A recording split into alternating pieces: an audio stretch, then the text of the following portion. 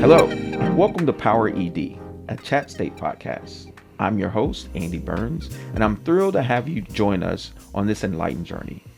Here at Chattanooga State Community College, we're not just about lectures and textbooks. We're about people, our inspiring employees who are dedicated to empowering our students and our community. We'll explore community members' unique paths, discover what drives their passion for education, and uncover the incredible impact they're making both inside and outside the classroom. So, whether you're a current student, fellow colleague, alumni, or just curious about what makes Chat State so special, you're in the right place. Get ready to be inspired, to learn, and to truly feel empowered. So today is a momentous day. We have someone so special to the Center for Teaching and Learning, and I'm going to ask if she can introduce herself. Well, good morning. Thanks for having me. Yeah. My name is Linda Coslett, and I have been here at Chat State for going on 10 years now. Amazing. So we got to start with the basics before we get into it. Like, where are you from? Okay. And what school did you go to in order to choose the major that you chose? Well, the medium version, I guess. Okay. I'm originally from Tucson, Arizona. Okay. Born and raised. Okay. Grew up in Tucson, spent my first 21 years there before moving out here to the South. Kind of a normal childhood, not a great childhood, but pretty normal. Yeah. I did a lot of sports, competitiveness, swimming, baseball, soccer. Just was doing the normal thing a kid would do. Yeah. In seventh grade, my social studies teacher brought in a Holocaust survivor from Auschwitz. Okay. And he taught for about an hour and a half and talked about how he escaped Auschwitz, which was very, very rare. Yeah. Showed us his tattoo and his numbered tattoo. And at that point, I was hooked. I learned that history is about stories. It's not about names and dates, and it's about humanity and what we share across all of us. Yeah. So I knew I was passionate about history, but I didn't know what to do with it. So got into high school, still had really no idea what I could do with history. Got all the way through my senior year in high school, and a senior English teacher saw in me my passion for history and was really able to direct me into teaching, to give it a try, because I didn't have any fear of standing up in front of people, and she thought my passion would communicate well into the classroom. So I went to the University of Arizona, got my bachelor's in secondary education. Yeah. So my first job was teaching high school history. Okay. And at the time, we had just gone into the first Gulf War in '91, and I was barely 22 years old. Okay. So I realized real quickly in the classroom I was teaching 18-year-olds. So there wasn't enough life experience that I felt comfortable with. There wasn't any additional things that I could bring into the classroom because I was so close in age to them. Yeah. So I decided I need to go out in the world a little bit, get experience. And I ended up applying for law school. I applied for law school because I'm just analytical. Okay. I like to think about different situations, different scenarios, and in the context of history. But I applied to law school, and I got accepted at the University of Kentucky and the University of Tennessee. And so I drove out one summer, and Knoxville was the first place I went to go look at the university. And I ended up staying there because I fell in love with it. I didn't even go up to Kentucky. Really? Yeah. What was it? It was the campus life, or just like the people? Like, what was it? Well, when I first got to Knoxville, I got off the exit ramp and went to a Shoney's. Okay. And and I met an older couple at the table next to me, and I said, "I'm new here. Can you help me with the university and the locations that I can go and find it?" Yeah. Well, we got to talking, And they knew I was coming into town looking at the law school. Well, they ended up personally taking me around for 3.5 hours. That's so They cool. took me downtown to Knoxville. Yeah. They showed me around the nice places to live, the places to stay away from, the law school. And so at that point, I just took it as a sign that this is where I'm supposed to be. Yeah. So stayed in Knoxville. I went to law school. I had every intention of going back to Arizona because that's where my family still is. But after being out in Knoxville for 3 years and seeing the lakes and the green trees and the change of seasons that Tucson does not have, I couldn't go back. Yeah. So I stayed. And I quickly found out that I had always planned to go back into teaching. I just wanted to get some more experience. But I found out when I graduated law school, I could not get a teaching job in Knoxville that would pay for me to live and pay off my student loans. Okay. So I had to work in the law, which I did for about 4.5, going on 5 years. Yeah. I got out of student loan debt, paid off my student loans, bought a house, bought a car, and then quit the law and went right back into teaching. So I've been teaching ever since. Yeah. I went and got my master's in history through the James Madison Fellowship. Okay. That paid for my master's Okay. completely in 2007. That's crazy. And so I stayed up there in Knoxville and taught for a number of years. Yeah. High school.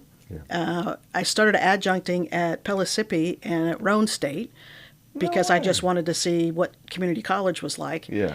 And when I started doing that, I found the niche. I was passionate with my high school kids, but the challenge in a community college of the different types of students, the older students, the young students, the lower income, the underprepared students. It was more of a challenge for me, and I really, really liked that. So I started to look around for full-time teaching positions in community colleges. Chattanooga had one open after a couple of retirements, and I applied, and I got one of the positions in 2016. Wow. So that's what brought me down here. So you left to get that experience. What did you find? Like, what did you do? What was your job once you got your law degree? Like. Well, nothing really exciting. She said nothing exciting. It wasn't. It was in telecommunications. Okay. You see all the cell phone towers across the state of Tennessee. Well, I was working for a company based out of Florida, but I was over the state of Tennessee called SBA Towers. And once their engineers would recognize where a cell phone tower needed to be placed, then they would call me and I would go in and negotiate with the landowners. So I would do contracts, I would do easements, I would do title work, I would do whatever it took to make sure that we could get a tower legally put on that property. So that's what I did. It wasn't exciting.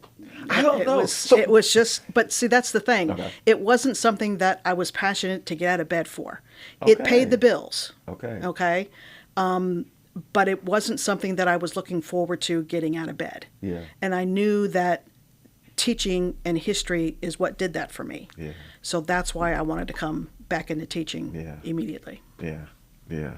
What was it like, though, going and talking to property owners? Well, it was eye-opening for me because I'm from the Southwest, the desert, and I had only been out here in the South for 3 years. Yeah. So going out into these rural properties where these towers are, I met a lot of different type of people. Really? And that was the experience that I was actually looking for. Just the experience of and I got to learn a lot of their own histories. I mean, I met some from gentlemen that had farmland that went back 150 years. Wow. And then I would meet a woman that was maintaining a piece of property by herself that she's been doing for 30 years. Yeah. So all range of people, and that really filled my passion with understanding Southern history and understanding more about what happened out in this part of of the United States. So That's pretty cool. Yeah. So that whole love for history started manifesting in a totally different way. yes. Ah, man. And so that's how you connect with the different groups of students, the adult students. I try to, yes. Yes. So now you have left the law field. Mm-hmm. You're back here. You're at Chattanooga State. When you hit campus, like, did you have a goal or was there a specific thing that you were set out to do, or were you just going to kind of feel your way and then figure out how you... I just wanted to feel my way in. I wanted to get my feet wet. I wanted to full-time in the classroom at a community college. Yeah. And it was everything that I had thought it would be after adjuncting up in Knoxville. And as I've continued to grow here, and that's where my passion is. I have to continue to grow. I can't stop. It's innate. I have to do something that makes me a better person. In whatever way that comes, I have to continue to grow, and I want to continue to have that passion, and I do. How was the tenets that you learned in the legal field with doing contracts, being concise? How is that translated in the classroom, and the things that you do, the extracurricular parts, faculty senate president? How does that translate? Well, law school was difficult for me. Really? Yes, it was. In the sense that I have always been a very black and white person. Okay. That's just how I was born and raised. Yeah. The law oftentimes is very vague, and it's vague on purpose. There is black and white letter law, no doubt, but there's also a lot of vagueness, and in that vagueness comes interpretation. Yeah. And understanding how somebody else may interpret something different from me was an education. And I can say that that's a lot of what I got out of law school, is recognizing other perspectives, other interpretations, and that they're just as valid as mine, and to give that credence. And so that's something I really took away from law school. Translating that into the classroom, if I teach something in history from my way perspective, that's something that I instill in my students and ask them, look at it from a different perspective. What if a black man was looking at this? What if a woman was looking at this? What if a young boy was looking at this? So I encourage them to look at different perspectives. It's not that anybody is right or wrong. It's just different, and that's okay. Yeah. So. Yeah. And I don't know if you know this, but you have a way that when you do that, you make people feel comfortable. I hope so. Yeah. I don't want to ever be intimidating. Yeah. I've experienced that. Being a female with, a doctorate degree, a law degree, experienced that. And I don't want anybody to ever feel intimidated by me. Yeah. So I hope I hope I'm doing that in the classroom. Well, I know that you are. I've been such a fan that every time I see you, I have seen the things that you've done. I've heard students talk about you, and so I feel like I know you from that lens. But that's how dynamic I think you are. So much so. And here's another thing I love about you. You're humble. Because you, in your introduction, you say, yeah, I play baseball.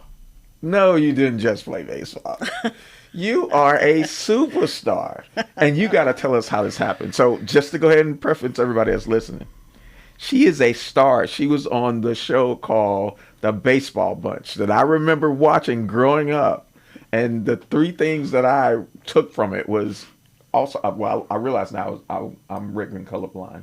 And the show, the outfits, the uniforms, had much color in it. They were contrast. But it was Johnny Bench, the chicken, and Big League Chew. But what I didn't know is you were Kate. Mm-hmm.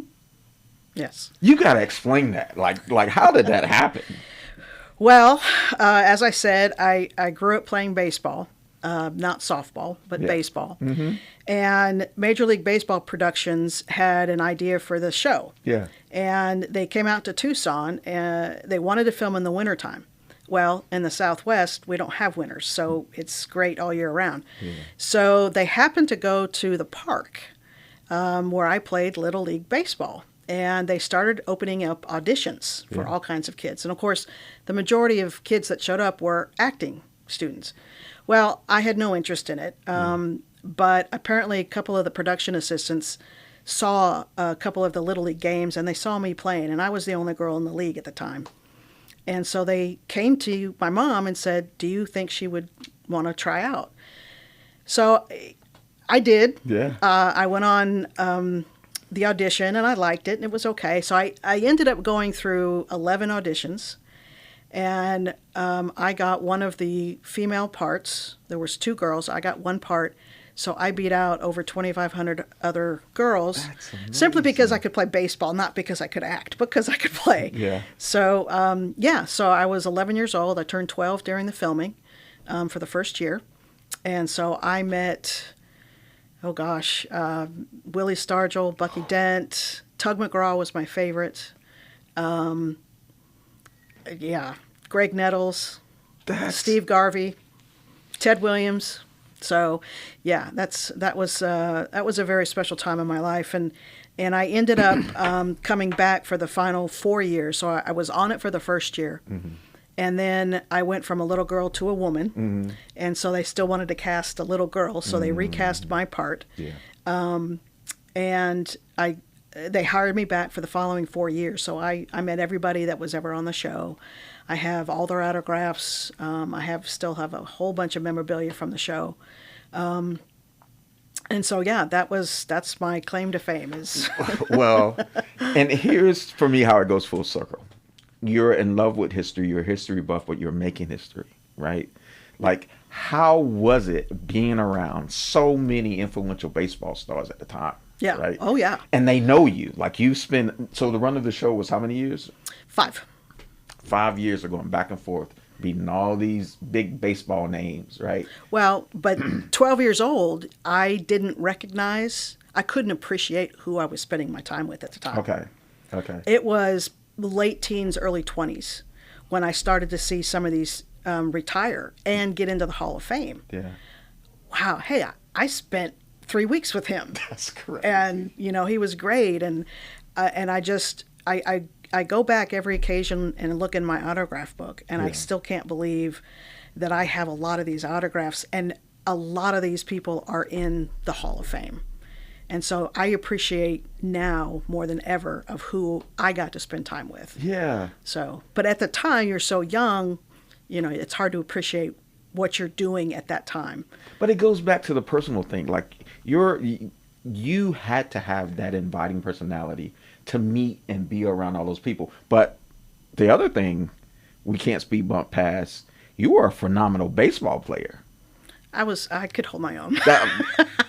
For you to beat out 2,500 people, based on your talent, around baseball giants, I love that you're modest, but I'm gonna brag about it 100%. Like, that is amazing. I think too, just to have that connection the way I feel about you, and then it goes back to something of my childhood that I connected with. I remember being in Arkansas in a rural area and then moving to Florida, and sometimes seeing some things because post-production or whatnot, seeing a little bit later. And I'm gonna go ahead and tell you, sometimes we would have bad days, and that show would come on, and between the chicken and the intro running up and down, that brought smiles to our household. Yeah. So to know that you were a part of that, I'm gonna go ahead and tell you thank you without you even putting the program on. We gotta show this. We have to show this. So this is one of the pieces of memorabilia that you have, and this is the Cheerios box. Is that correct? Yes. This was the very first year, and we were on the back of Cheerios boxes for the first year, and you could collect your wristband or headband or whatever. So, that's all of us. This is amazing. I was 11 years old. And this is you? Yes. Yeah. Everybody meet Kate. Yeah. This is so cool. So you have more memorabilia. You talk about the autograph book. Yes.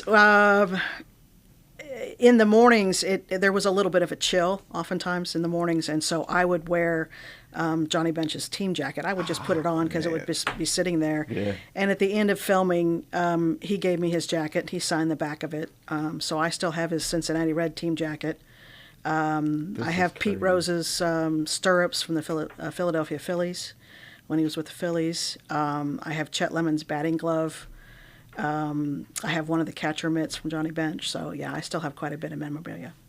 Treasure trove. Yes. We shall appropriately name treasure trove. Yes. But I'm speechless. I just don't know what else to say, and the reason why is it spins my head to have you here. You know what I mean? To think about all the things that you've done. It could have almost went either way, I guess. Sure. But to know that you ended up in Chattanooga. Well, I believe this is where I'm supposed to be. Yeah. I have no doubt. Yeah. So. Yeah. And never look back, huh? Mm-mm. Yeah. Nope. Yeah. No point. Yeah. So, Faculty Senate, what are some initiatives that you have going on campus? And I really want to talk about the baseball piece, but I know we have to move on. What are some initiatives that you have going on campus that you would like to see happen? I know as Faculty Senate President, you have done some amazing things. You've brought groups of people together. Another thing you've done is you have sparked totally different facets of the campus to get it involved. And I think it's beautiful. So I just want to know what other initiatives you have going on and how we can support and Well, it's not so much initiatives as it is I'm really working hard to bridge the gap between faculty and administration. I think since COVID happened, we being administration and faculty haven't gotten back together as perhaps we should. The college is extremely successful, but I think it could be even more so with faculty coming together more, having their voices heard more, as well as hearing administrations. We have shared governance around here, but sometimes it's not practiced. So we've got to get faculty back involved to engage in that shared governance. And that's what my goal has been for this year and will continue to be in the spring, is to get faculty to be back involved, back into driving initiatives that perhaps Dr. Ashwood puts forth. Aspen Unlocking Opportunities is a good one. Faculty have a great opportunity to drive that. So now is the time to let's get back on the horse. It's been a good 4 or 5 years since COVID, so let's do it. And so that's been my focus for this year. And that's another thing that I love about you. You are a catalytic agent about making things happen, and you do it in a way where you are very inclusive. I try to be very inclusive, and the reason why I say that is, I've actually seen you do it. Like, this is your lifestyle. Like, I talk to students a lot, and I tell them the best way to get through college is to make it a lifestyle. It's not a choice. I mean, yes, you're here to get a degree. You have to go to class. You have to do the work. It may seem tiresome or cumbersome, but if you embrace it and make it a lifestyle, it'll be enjoyable. And that's where I see you smile. like when you're doing work. So now I see what you mean about you have to keep growing. You can't stop. Because I'll see you walking up the halls and you're going to a meeting and you'll stop and we'll have a conversation, and at the end of the conversation, you're smiling and walking away. That's infectious. Every time I came to the office and I told them, the team about the conversation I had, I was like, yeah, we've been thinking the same thing. So it's cool. It's cool. So on the behalf of the Center of Teaching and Learning, I want to say thank you for being here. And thank you for choosing us. And thank you for putting all of your energy and passion into what you do. Well, thank you for having me. Appreciate it. Absolutely. And that wraps up another episode. If you like what you heard, be sure to subscribe, rate, and review our podcast on your favorite platform. And don't forget to share with your friends, family, or anyone else who wants to be empowered by the incredible work happening here at Chattanooga State. Thank you for joining, and remember to stay empowered.